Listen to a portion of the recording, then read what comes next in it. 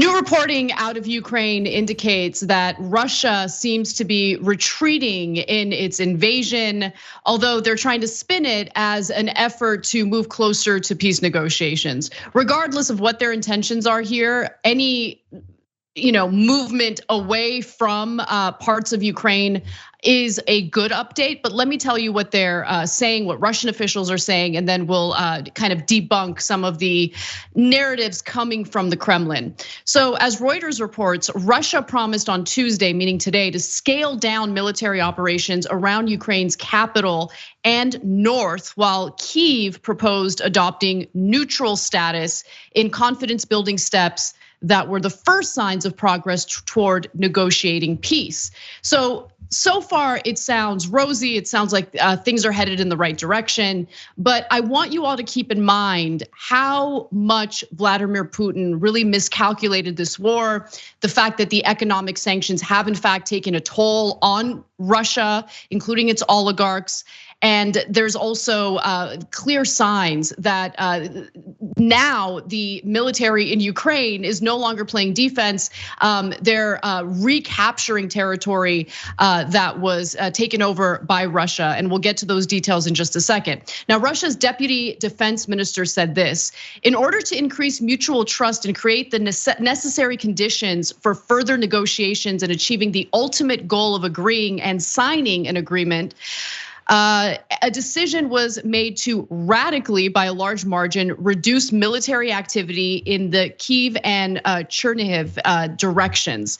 Now, they're saying that they're going to retreat from essentially the northern part of Ukraine. However, we're still seeing pretty heavy and aggressive fighting in the eastern portion of Ukraine. And notably, that statement didn't mention where we're seeing the heavy fighting, places like Kharkiv, Sumy, and yes, Mariupol as well. One US official says that the real rationale behind this announcement isn't about peace, but it's more about the fact that Vladimir Putin is losing, so he's looking for a way out. This US official, who didn't go on the record with his or her name, said, "We believe any movement of Russian forces from around Kyiv in a redeployment is a redeployment, not a withdrawal. They are shifting gears, and probably because they failed with their initial offensive." So Jake, I actually think that analysis or that statement from that unnamed US official is correct. I think that Putin is obviously having a hard time in certain portions of Ukraine.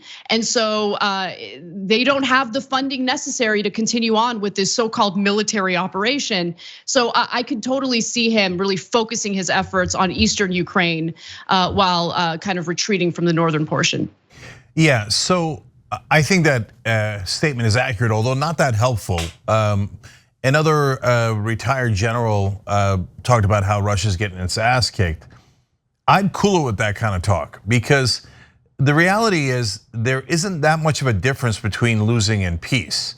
I mean, you get to peace either by someone winning or getting to a stalemate situation where both sides realize there isn't much more to gain here, so let's get to a negotiated settlement.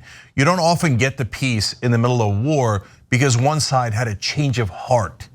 That's just not how it works. So the fact that he's losing is what's leading to peace, and that's great news. So I don't want people to lose sight of what this story's about. This is fantastic news. So if the Russians are really withdrawing to eastern Ukraine, it doesn't mean the war is over. It doesn't mean that they won't do tremendous damage. It doesn't mean that they're gonna get to an easy peace settlement. But it does mean that they are no longer trying to take all of Ukraine, and that the Ukrainians that did a brilliant job of standing up to them and are now actively driving them east. And the chances of peace now are much greater than they were obviously during the initial invasion, or really any time up until now. So this is terrific news. Right, and I understand the importance of drawing that distinction, right? What the real purpose is for Vladimir Putin retreating from the northern portion of Ukraine.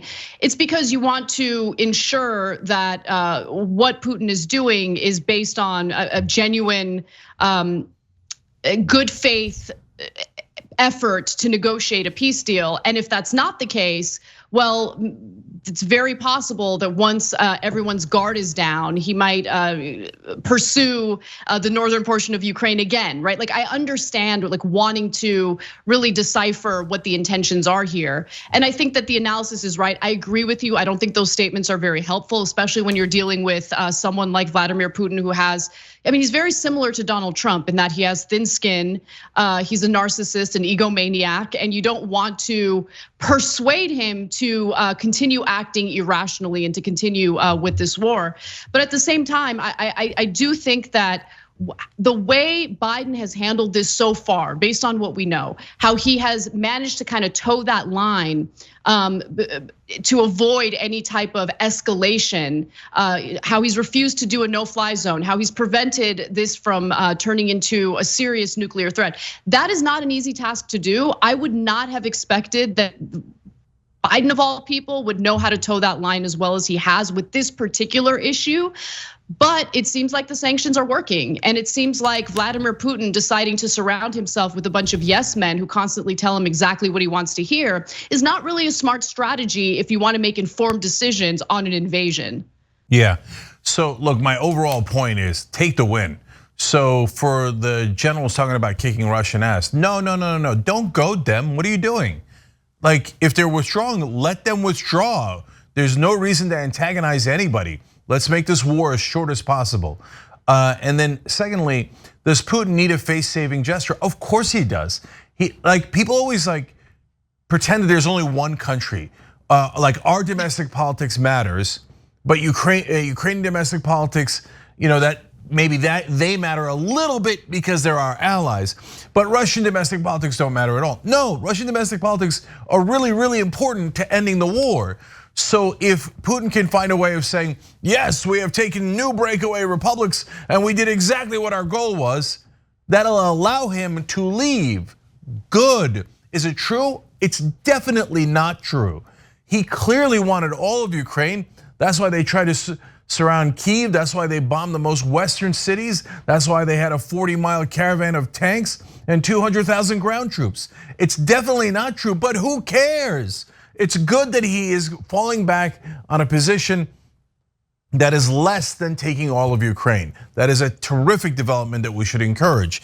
And then finally, look, why is Biden so competent here? I'm not naive about it. It's because corporate interests are aligned. And they're both aligned internally. All the corporations agree what's best, generally speaking, for them, right?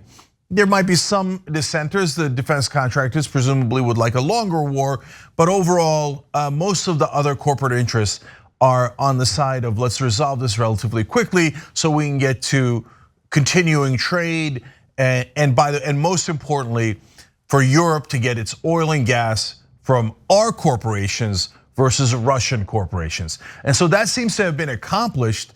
So corporations are coincidentally on the correct moral side of the issue here.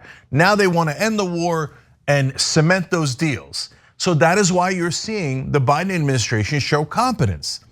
Because when there are corporate interests involved, they're perfectly competent. So for example, if they want to defeat $15 minimum wage while pretending to be in favor of it so they can do marketing. When they want to defeat progressives, you've seen Democrats be very, very competent. The only times they are incompetent is when, oh golly gee, we just couldn't find a way to get you guys higher wages or health care.